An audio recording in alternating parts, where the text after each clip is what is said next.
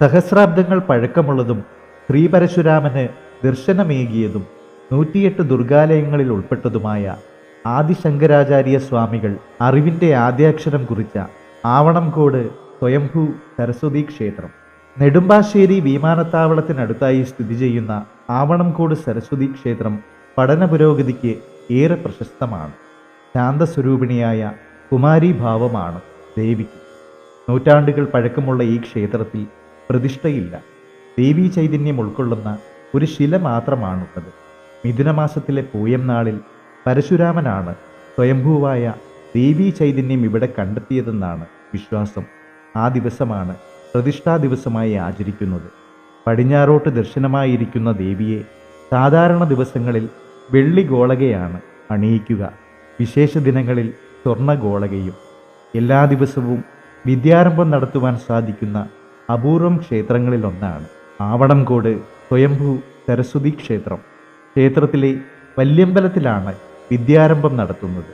ആദിശങ്കരാചാര്യ സ്വാമികൾ ആദ്യാക്ഷരം കുറിച്ചത് ഇവിടെ വെച്ചാണെന്നാണ് ഐതിഹ്യം. എന്നും എഴുത്തിനിരുത്തുവാൻ സൗകര്യമുണ്ട് എന്നതിനാൽ നിരവധി പേർ ഇവിടെയെത്തി കുട്ടികൾക്ക് ആദ്യാക്ഷരം കുറിക്കുന്നു. നവരാത്രി ഉത്സവമാണ് ഇവിടുത്തെ പ്രധാന ആഘോഷം. നവരാത്രി കാലത്ത് ക്ഷേത്രത്തിൽ നടക്കുന്ന സംഗീതോത്സവത്തിലും സംഗീത ആരാധനയിലും ഒട്ടേറെ പേർ പങ്കെടുക്കാറുണ്ട്. 1000-ലധികം കുരുന്നുകളാണ് ഇവിടെ ഹരിശ്രീ കുറിക്കുന്നത്. ഉന്നത വിജയവും കുടുംബ ഐശ്വര്യവും ലഭിക്കുന്നതിന് വിശേഷാൽ നവരാത്രി പൂജകളും വഴിപാടുകളും അന്നദാനവും നടത്താം. സരസ്വതി ദേവിയുടെ നടയിൽ നാവ്, മണി, നാരായം സമർപ്പിച്ചാൽ കുട്ടികൾ കുടമായി സംസാരിക്കുകയും നന്നായി പഠിക്കുകയും നല്ല കൈയക്ഷരം ലഭിക്കുകയും ചെയ്യുമെന്നാണ് വിശ്വാസം. ഇവിടെ പൂജിച്ചു തരുന്ന സാരസ്വതഘൃതം കഴിച്ചാൽ കുട്ടികൾക്ക് പഠനത്തിൽ കൂടുതൽ താല്പര്യമുണ്ടാവുകയും പരീക്ഷകളിൽ ഉന്നത വിജയം ലഭിക്കുകയും ചെയ്യുമത്രേ. ജാതകത്തിൽ ബുധന് ബലക്കുറവുള്ളവർ ഇവിടെ വന്ന് പ്രാർത്ഥിക്കാറുണ്ട്. മീനമാസത്തിലാണ് പൂരം. ഉത്രം നാളിൽ ആറാട്ട് വരുന്ന രീതിയിൽ 10 ദിവസം മുമ്പ് കൊടിയേറും. 11 ആനകളെ അണിനിരത്തി നൂറുകണക്കിന് പ്രസിദ്ധരായ വാദ്യകലാകാരന്മാർ പങ്കെടുത്തുകൊണ്ട് മുൻകാലങ്ങളിൽ വിപുലമായി നടന്നിരുന്ന ആവണംകോട് പൂരം ഇന്നും പഴമക്കാരുടെ ഓർമ്മയിലുണ്ട്. ദൈവമേള എന്നറിയപ്പെടുന്ന ചരിത്രപ്രസിദ്ധമായ തൃശൂർ പെരുവനം ആറാട്ടുപുഴ പൂരത്തിന് സമീപക്ഷേത്രങ്ങളിലെ ദേവീദേവന്മാരോടൊപ്പം പ്രൗഢഗംഭീരമായി ആചാര അനുഷ്ഠാനങ്ങളോടെ മുൻകാലങ്ങളിൽ ഭഗവതി എഴുന്നള്ളിയിരുന്നു. തെക്കൻ പൂരമെന്നാണ് ഇതറിയപ്പെട്ടിരുന്നത്. വിദ്യാവാഗീശ്വരി പൂജയും സാരസ്വത മന്ത്രാർച്ചനയും ദ്വാദശാക്ഷരി പുഷ്പാഞ്ജലിയുമാണ് പ്രധാന വഴിപാടുകൾ.